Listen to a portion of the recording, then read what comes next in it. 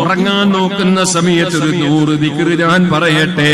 ഒരു 33 സുബ്ഹാനല്ലാഹ്, ഒരു 33 അൽഹംദുലില്ലാഹ്, ഒരു 34 അല്ലാഹു അക്ബർ. അത് ചൊല്ലാൻ പഠിപ്പിച്ചത് മുഹമ്മദുർ റസൂലുള്ളാഹി. ആവശ്യമോ ചുരുങ്ങിയ മിനിറ്റുകൾ. അത് പഠിച്ചതിന് ശേഷം എന്റെ ജീവിതത്തിൽ ഞാനത് കൈയൊഴിച്ചിട്ടില്ലെന്ന് പറയുന്നത് ആരാണ്? സുബ്ഹാനല്ലാഹ്. എത്രയോ സൽക്കർമ്മങ്ങൾ ജീവിതത്തിൽ ചെയ്ത ഹബീബ് നബി സല്ലല്ലാഹു അലൈഹി വസല്ലം വീട്ടിൽ കിടന്നപ്പോ ആ വീട് വളഞ്ഞു കൊല്ലാൻ വേണ്ടി വന്ന മക്കളുടെ മുന്നിലേക്ക് ഇറങ്ങി നബി തങ്ങൾ നടന്നു പോകുമ്പോ വിധങ്ങൾ വീട്ടിലുണ്ടെന്ന് തോന്നിപ്പിക്കാൻ വേണ്ടി അവരുടെ മുന്നിൽ വിരിപ്പിൽ കിടക്കാൻ സന്നദ്ധരങ്ങിയ സയ്യിദുനാ അലി ഇബ്നു അബീ ത്വാലിബ്. ഞാനത് പഠിച്ചതിന് ശേഷം എന്റെ ജീവിതത്തിൽ ഒരു ദിവസം കൈയൊഴിച്ചിട്ടില്ല, 100 ദിക്ർ ചൊല്ലാതെ ഉറങ്ങിയിട്ടില്ല.